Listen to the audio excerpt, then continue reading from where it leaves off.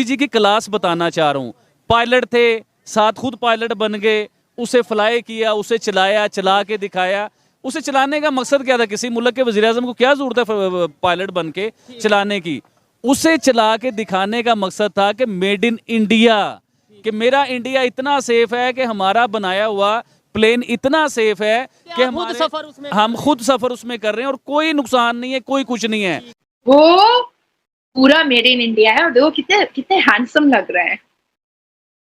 पर मुझे इस बात को एक्सेप्ट करने में एक सेकंड के लिए भी बुरा नहीं लग रहा है या हिचकिचाहट नहीं हो रही है कि सनातन धर्म का मानने वाला ये भारत का प्रधानमंत्री श्री नरेंद्र दामोदर दास मोदी जो कट्टर हिंदू है, आज इस पूरी दुनिया का प्रथम पहला प्राइम मिनिस्टर बना है जो फ्लाई किया है कॉम्बैट जेट पर। नरेंद्र मोदी जी ने इसमें ट्रैवल किया और यानी कि मोदी जी ने मतलब मजा ही आ गया होगा उनको, जितने जबरदस्त किस्म के जेट प्लेन में चले। मैं तो उनको भगवान राम का अवतार बोलती हूँ हमेशा। तो पूरे यूनिफॉर्म में थे, हाय हाय हाय, मैं तो बलाई ले रही थी। मैं तो लाइव टेलीकास्ट में बलाइयां ले रही थी। 76 साल से हमें डरा रहे थे, एटमी ताकत है, एटमी ताकत है, फोड़ देंगे, तोड़ देंगे, ये कर देंगे, वो कर। तो इन सारी चीजों का हमने पोस्टमार्टम किया। बड़े बड़े इतना ज्यादा प्रेस करती हूँ ना कि मैं थोड़ा सा काजल वाजल लगा देती हूँ। क्योंकि बड़ी बड़ी नजर होती है पाकिस्तानियों की, बड़ी खराब नजर होती है। माशाल्लाह। लोग कहते थे ना पाकिस्तान में चाय वाला है, क्या करेगा, चाय वाला है, चाय वाला है। भाई ऐसे ऐसे अगर भारत में 10-12 चाय वाले आ गए ना, 10-12 अगर भारत में ऐसे चाय वाला अगर मिल गए ना, तो चाय से मक्खी की तरह ऐसा निकालेंगे इस पूरी दुनिया के नक्शे से पाकिस्तान को कि पाकिस्तान नजर ही नहीं आएगा।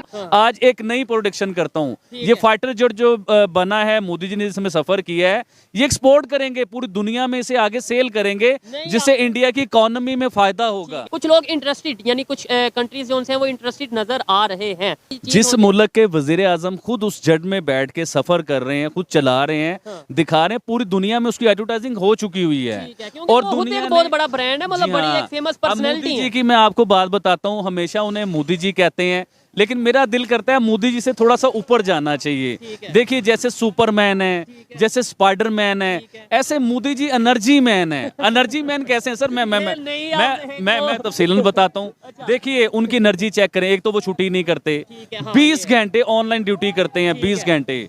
दूसरा, कभी वो क्रिकेट टीम को सपोर्ट कर रहे हैं उनके ड्रेसिंग रूम में जाके, कभी G20 की मीटिंग अटेंड कर रहे हैं, ऑनलाइन मीटिंग जो उन्होंने, जी हाँ, कभी वो कर रहे हैं। यानी कि एक एनर्जी उनकी ऐसी है कि कोई काम के लिए वो रुकते नहीं है। कोई खबर आ जाए, चाहे वो 10 घंटे का सफर है, उन्होंने वो सफर करके उस जगह पे पहुंचना है जिसमें इंडिया की बेहतरी है। जय हिंद दोस्तों। तो जैसा कि पाकिस्तानी मीडिया चर्चा कर रहा है किस विषय पर, प्रधानमंत्री नरेंद्र मोदी ने जो फाइटर जेट उड़ाया हमारा तेजस, अब इसे उड़ाया क्यों? क्योंकि ये इंडिया में ही बना हुआ है और ये उड़ाने का मतलब किसी भी तरह का कोई स्टंट या फिर राजनीतिक स्टंट नहीं है। यहाँ पर आप कह सकते हैं कि दूरदर्शिता प्रधानमंत्री के दिमाग में चल रही है, यानी कि उन्होंने फ्यूचर वाइज कुछ बड़ा प्लान किया है। यानी कि जैसे कि आपका प्रधानमंत्री, सुप्रीम लीडर जो आपके देश का है, वो किसी फाइटर जेट में बैठा है तो स्वाभाविक है वो फाइटर जेट पूरी तरह से सिक्योर होना चाहिए और सिक्योर होगा तभी एक देश का प्रधानमंत्री बैठता है उसमें। ऐसे ही कोई प्रधानमंत्री तो छोड़े ही मुख्यमंत्री बैठने को तैयार नहीं होगा यदि कोई एयरक्राफ्ट सेव नहीं है, तो मतलब सुरक्षा के लिहाज से सेव ना हो तो उसमें कोई भी बैठना नहीं चाहेगा, एक सैनिक भी बैठना नहीं चाहेगा।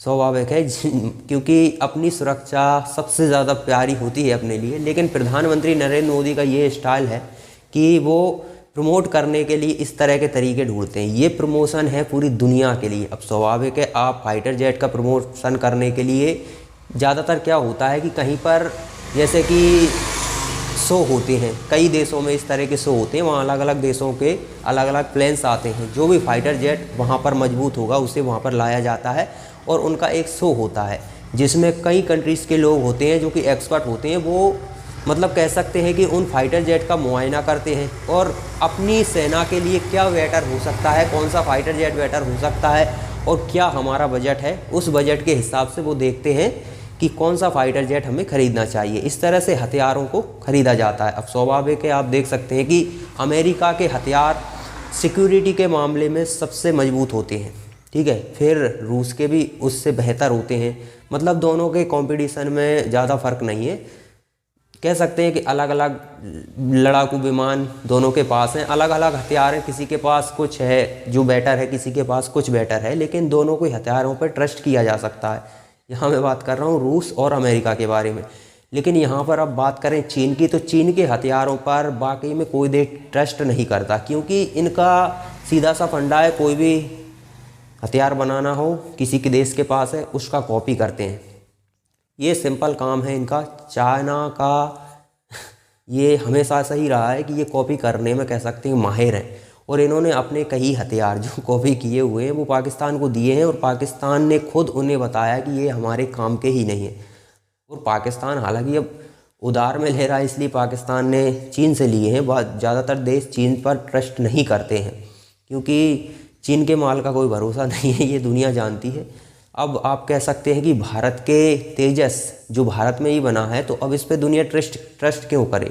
स्वाभाविक है, भारत में बना हुआ है, मजबूत होगा नहीं होगा, इसके लिए अब आपको सामने वालों को यकीन दिलाना होगा। और यकीन दिलाने के लिए इससे बेहतर क्या होगा कि आपके देश का सुप्रीम लीडर ही उस पर बैठकर सफ़र कर रहा हो। स्वाभाविक है, वो खुद उसे उड़ा रहा हो। तो इससे बेहतर सामने वालों को ट्रस्ट कराने के लिए और क्या हो सकता है, क्योंकि एक सामान्य व्यक्ति भी ऐसे एयरक्राफ्ट में नहीं बैठना चाहेगा या फाइटर जेट में नहीं बैठना चाहेगा जो सिक्योर ना हो। स्वाभाविक है।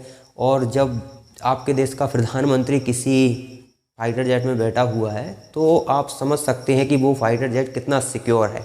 और ये सिक्योरिटी दुनिया को दिखाने के लिए है कि हमने जो तेजस बनाया है वो इतना सिक्योर है कि हमारे देश के प्रधानमंत्री भी उसमें सफ़र करने से नहीं हिचकिचाते। तो आप समझ सकते हैं कि वो भी प्रधानमंत्री जब किसी देश का अपना बनाया हुआ फाइटर जेट उड़ाता है तो बहुत से देशों को, जो छोटे देश हैं खासकर, क्योंकि भारत के हथियार अमेरिका के मुकाबले बहुत सस्ते होते हैं। अमेरिका के मुकाबले सस्ते इसलिए होते हैं कि हमारे यहाँ पर हम जुगाड़ू लोग हैं, तो ज़्यादा कीमत नहीं लगती हमें हथियार बनाने में। किसी भी फील्ड में देख सकते हो आप, सैटेलाइट के मामले में देख सकते हो, हम सैटेलाइट इतने सस्ते में अंतरिक्ष में भेज सकते हैं जिसमें नासा कह सकते हैं कि उसके लिए संभव ही नहीं है इतने सस्ते में भेजना। हमने चंद्रयान भेजा था, उसके लिए नासा ने टेक्नोलॉजी मांगी थी। अब आप समझ सकते हैं कि नासा टेक्नोलॉजी इसलिए नहीं मांग रहा कि वो नहीं बना सकते, टेक्नोलॉजी वो इसलिए मांग रहे हैं कि आपने इतने सस्ते में कैसे कर लिया ये काम। इंडिया की यही खासियत है कि हम सस्ते में करते हैं और हमारे हथियार भी सस्ते होते हैं। और स्वाभाविक है, हम ट्रस्टेड देश हैं। भारत पे जो दुनिया हमसे हथियार करेगी वो ट्रस्ट भी कर सकती है, क्योंकि हम किसी को चाइनीज़ टाइप का गच्चा नहीं दे सकते कि कुछ भी कॉपी करके आपको टिका देंगे। ऐसा इंडिया नहीं कर सकता। इंडिया पर लोगों को ट्रस्ट भी है। तो स्वाभाविक है भारत के प्रधानमंत्री का ये फाइटर जेट में बैठना ये पूरी दुनिया को दिखाने के लिए है कि इंडिया में बना हुआ फाइटर जेट इतना सिक्योर है कि हमारे देश के प्रधानमंत्री भी उसे उड़ा सकते हैं। और ये प्रधानमंत्री की दूरदर्शिता सोच को दर्शाता है, क्योंकि काफ़ी आगे तक का प्लान कर चलते हैं वो। अब जिस प्रधानमंत्री कार्यालय में 24 घंटे काम होता हो, तो आप कल्पना कर सकते हैं कि 18 घंटे तो प्रधानमंत्री खुद काम करते हैं उस 24 घंटे में। अब स्वाभाविक है कुछ घंटे तो सोने के लिए चाहिए ही चाहिए, अपने पर्सनल काम के लिए भी चाहिए, वरना वो उनका बस चले तो वो 24 घंटे ही काम करें। एक भी दिन आज तक छुट्टी नहीं ली। 9 साल से ऊपर हो चुके हैं उन्हें। अब तो दोबारा तीसरा टर्म आने वाला है उनका, प्रधानमंत्री नरेंद्र मोदी का, और उसमें उन्होंने बहुत कुछ प्लान किया हुआ है। और हम ये तो बहुत छोटी चीज़ है हम कह सकते हैं, क्योंकि 2014 से पहले ये कल्पना करना भी संभव नहीं था कि हम फाइटर जेट बना लेंगे।